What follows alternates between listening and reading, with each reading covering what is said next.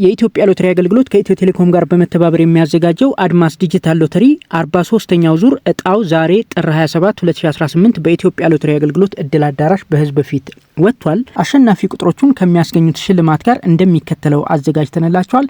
አብረን እንመልከት።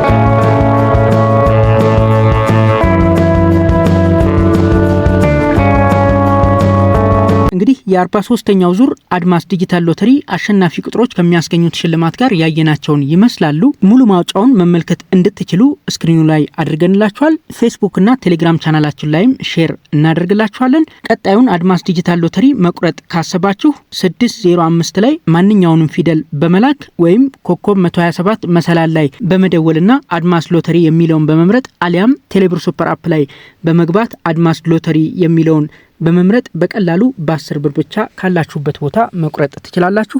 የቆረጣችሁት የአድማስ ዲጂታል ሎተሪ ትኬት ከጠፋባችሁ ዘወትር በስራ ሰዓት 9695 ላይ በመደወል መልሳችሁ ማግኘት ትችላላችሁ። ይህ መረጃ ይጠቅማችኋል ብለን እናስባለን። እናመሰግናለን።